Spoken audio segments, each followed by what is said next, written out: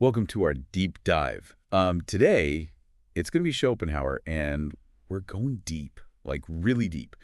This one's for the philosophers out there, the folks who already know the basics and want to get into the nitty-gritty. Right, exactly. We're not going to spend a lot of time on Schopenhauer 101. No, not at all. We're going to jump right into some of the really intricate and often debated aspects of his thought. Okay, so to kick things off, let's talk about one of his most foundational works, the fourfold root of the principle of sufficient reason. Yes, the PSR. Now, I know everyone listening is familiar with the principle of sufficient reason, the idea that everything must have a reason or an explanation.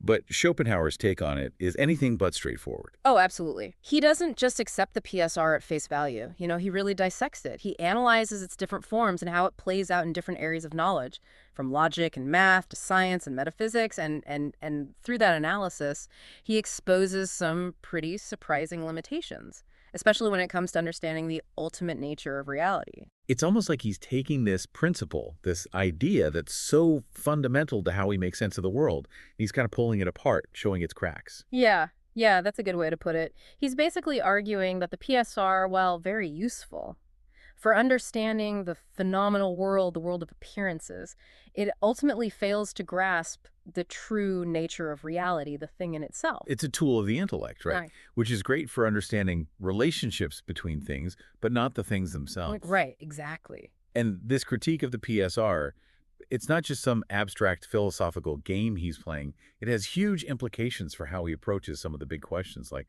well, the existence of God, for instance. Oh, absolutely. He uses his critique of the PSR to dismantle those traditional arguments for God's existence. The cosmological argument, the ontological argument. He sees them as attempts to, stretch the PSR beyond its limits, trying to apply it to a realm that's beyond the reach of reason. So he's pushing back against those Enlightenment thinkers who believe that reason alone could reveal the truth about God and the universe. Exactly. He's saying, hold on a minute. Reason's got its place, but it's not the be-all and end-all. And this skepticism about the power of reason, it's a theme that runs through his entire philosophy. And it leads him to develop his own very unique metaphysical system. Right, centered around the concepts of course, the will and representation. The famous world as will and representation. Now, that's a big one. And it can be a little tricky to wrap your head around. It's not your typical mind-matter dualism, is it? No, not at all. Schopenhauer is doing something much more radical here. He's saying that the world has these two fundamental aspects, but they're not separate substances like mind and matter. It's more like, think of a coin. Okay, a coin. Two sides, Okay, try. inseparable, right? Two ways of looking at the same underlying reality. Got it. So how do we even begin to understand this concept of will? It's not just our everyday will, like when we decide to have another cup of coffee. Right. No, it's much deeper than that. He describes will as this blind, striving force that permeates everything. It's the engine driving all of existence, from the simplest organisms to the most complex human behaviors. It's relentless, it's insatiable, it's constantly seeking satisfaction, but never truly finding it. It sounds almost like this cosmic force, kind of like the Tao in Eastern philosophy, or maybe even Spinoza's concept of substance. Yes, the comparisons are apt. Schopenhauer was deeply influenced by both Eastern and Western philosophy, and you can see how those influences come together in his concept of will. But he also takes these ideas in a new direction, especially when he links them with his theory of knowledge. Right, because it's not enough to just say that will exists. You have to explain how we can even know about it, given his skepticism towards the power of reason, and that's where representation comes in. Okay, so representation is how we experience this will. Exactly. The world as we perceive it, the world of objects, of events, even our own thoughts and feelings, all of this is representation. It's the world as it appears to us, shaped by our minds and our senses. So we're not experiencing the will directly. We're experiencing its effects, its representations, almost like, those shadows on the cave wall in Plato's allegory. Oh, perfect analogy. He's saying that what we see is like those shadows. We don't have direct access to the true forms, to the will itself. And here's where his debt to Kant becomes really clear, right? This idea that our minds shape our experience, that there's this distinction between the phenomenal world, the world we perceive, and the noumenal world, the world of things in themselves. Absolutely. He builds on Kant's transcendental idealism, but he takes it further. He argues that the thing in itself, the ultimate reality beyond our representations, is not some unknowable, abstract thing. It is will. And that insight, that connection between the thing in itself and will, Yeah. that's the foundation for his rather, well, pessimistic view of the world, isn't it? It is, because once you see the world as driven by this blind, insatiable will, this will that's always striving, never truly satisfied, well, it's hard to avoid the conclusion that suffering is kind of baked into the very fabric of existence. It's not just that bad things happen. It's that this striving, this lack of inherent satisfaction, is just part of the deal. Right, and that leads us into some pretty dark territory, but we'll explore that more in the next part of our deep dive. Welcome back. Where we left off, it was a bit heavy, maybe. Yeah, well, it's Schopenhauer, right? Pessimism is kind of his thing. Right, exactly. But I think it's important to understand, his pessimism. It's not just some arbitrary, gloomy outlook. It's deeply rooted in his whole metaphysical system. Right. It all goes back to that idea of will as the driving force behind everything. Exactly. And remember, he describes will as this constant striving, this insatiable wanting that can never really be satisfied. So it's not just that bad stuff happens, like that's part of life, sure. But he's saying there's this deeper principle at play, this inherent lack of satisfaction that's built into existence itself. That's it. And that constant striving, that wanting, it inevitably leads to conflict, to suffering. He uses some, well, pretty vivid images to illustrate this point. Oh, yeah, I think it's a bulldog ant, right? Yeah, the bulldog ant that keeps fighting even after being cut in half, driven by that blind, insatiable will. Okay, but some people might say, well, that's just nature being brutal. That doesn't necessarily mean that human life is inherently about suffering.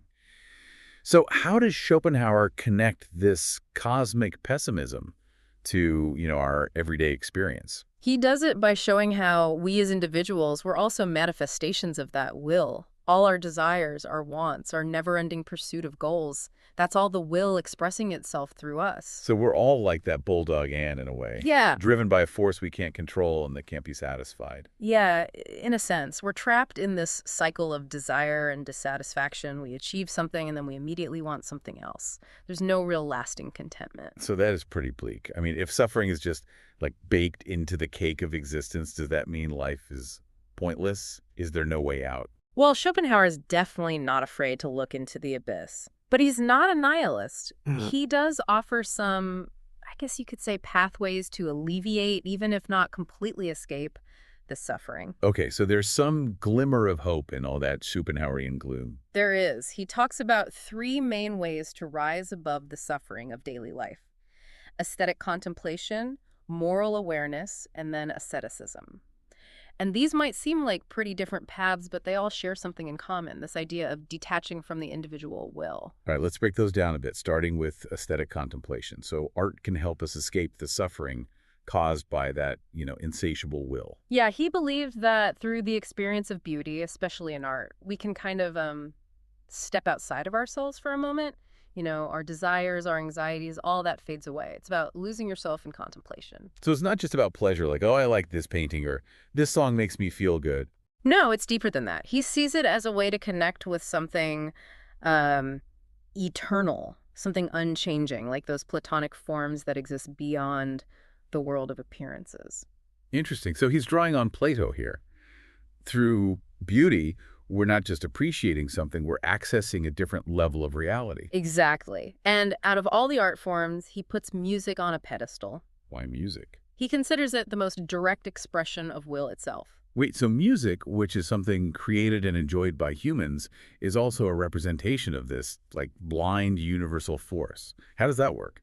Well, he thought that music bypasses the intellect, the part of us that thinks in concepts and words, and speaks directly to the will. He saw deep connections between the way music works, with harmony and melody and rhythm, and the way the will operates. So when we listen to music, we're not just having an emotional response, we're actually experiencing something fundamental about reality. That's how he saw it. It's like a direct line to the will. Okay, that's a pretty wild way to think about music. But let's move on to his next path, which is moral awareness. How does morality fit into all of this? For Schopenhauer, morality isn't about following a set of rules. It comes from this deeper understanding of reality. Recognizing the interconnectedness of all beings. Because if everything is ultimately driven by will, then on a fundamental level, we're all connected. We're all part of the same thing. So true morality is rooted in this metaphysical understanding of interconnectedness. It's not about duty or obligation, Hmm. but about recognizing our shared essence. Exactly. And from that recognition comes compassion, a genuine concern for the well-being of others. And that compassion is what allows us to, at least to some extent, break free from that ego-driven cycle of desire and suffering. It's almost like he's saying that true morality comes naturally once you see through the illusion of separateness, the illusion that fuels so much of our selfishness and conflict. Yeah, that's a good way to put it. But Schopenhauer's last path to transcendence, asceticism, that one takes this rejection of the will even further. Right, asceticism. That always seemed like the most extreme option, the one that requires the most self-denial. So what does Schopenhauer mean by asceticism exactly, and how does it lead to this liberation he's talking about? Asceticism for him, it's about actively denying the will to live, giving up worldly desires and pleasures, ultimately detaching yourself from that whole cycle of striving and suffering. It's a path of, well, renunciation, Yeah. self-discipline. He was inspired by figures like St. Francis and Jesus. He saw them as embodying this ascetic ideal. I mean, that sounds incredibly difficult. It seems to go against our natural instincts. Like, we're wired to survive, to seek pleasure. How can anyone deny the will to live, let alone why would they even want to? It is a paradox, he admits that, but he argues that true lasting peace, true liberation, it can only be achieved by going beyond that individual will, even if it means giving up the things we normally think of as making us happy. So it's about recognizing that those worldly pleasures, they're ultimately fleeting, and finding a deeper kind of satisfaction that's not tied to the will at all. Right. And that brings us to one of the most interesting and maybe the most confusing parts of Schopenhauer's philosophy, this idea of a mystical state of consciousness, a state that seems to exist beyond the reach of the will. Yeah, the mystical dimension. We've covered a lot, but that's the part that always leaves me with more questions than answers. Mm. If everything is driven by will, how can there be something beyond it? Isn't that a contradiction? And that's the question we're going to tackle next. All right, so we're back. And, diving into the deep end of Schopenhauer, we've been through the will, the representation, the whole pessimism thing. But now we're getting to this really mysterious part, the mystical side of his thought. Yeah, it's kind of a head scratcher. I mean, here's a guy who's all about the reality of suffering, super skeptical of traditional religion, and yet he's also talking about this mystical state that supposedly transcends the very will, he says, is causing all our problems. It's a tough one, no doubt. And Schopenhauer himself admits that it's really hard to describe this mystical state. He uses this phrase, relative nothingness, which, well, it sounds cool, but it's not exactly clear what it means. Yeah, like, thanks for clearing that up, Schopenhauer. Yeah. But I guess that vagueness is part of the point, right? I think so.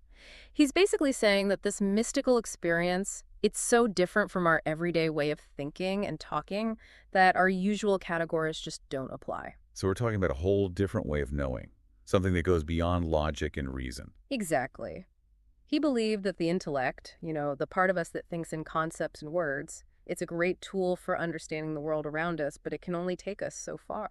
To really get to the heart of reality, Mhm. to have this mystical experience, we need something else. Right. We need intuition. This reminds me of some Eastern philosophies, like Buddhism, that talk Mhm. about a kind of wisdom that comes from direct insight, not from thinking things through logically. Absolutely. Schopenhauer was definitely influenced by Eastern thought, and his idea of intuition has a lot in common with those non-dualistic traditions. For him, intuition is this direct, non-conceptual grasp of reality. It's a way of knowing that goes beyond the usual subject-object split that shapes how we normally see the world. Okay, I'm following you. But if this mystical state can only be experienced through intuition, how can Schopenhauer even talk about it? I mean, if it's beyond words and concepts, how can he give us any clues? Well, he does it very carefully, using metaphors and analogies to try and point towards something that's basically indescribable. He talks about ecstasy, rapture, even union with God. But he always emphasizes that those are just approximations. So you can't really put it into words, you have to experience it for yourself. Right, exactly. It's not something you can think your way into. All right, but how does this mystical state fit into his whole philosophical system? If everything is will, how can there be something that's not will? It does seem like a contradiction, doesn't it? But the way he resolves this is by saying that will, well, it's a fundamental part of reality, it might not be the whole story. Remember the thing in itself. He's suggesting that the thing in itself could have other aspects, other dimensions that we just don't normally perceive because we're so focused on seeing everything as driven by will.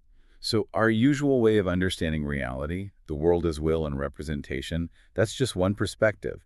And through this mystical experience, we can tap into a deeper level of reality. That's the idea. It's like shifting from seeing everything as separate, as these individuals all struggling against each other, to experiencing this profound sense of unity, oneness with the underlying reality. This is sounding a lot like the concept of non-duality in Eastern thought, the idea that the separation between self and other is ultimately an illusion. Yeah, the parallels are definitely there. And while Schopenhauer was critical of organized religion, he really connected with the mystical core of these traditions. Like he saw them as confirming what he had already figured out philosophically, that it's possible to transcend the limits of that individual will. But if this mystical state is so liberating, if it's the key to true freedom from suffering, why isn't it available to everyone?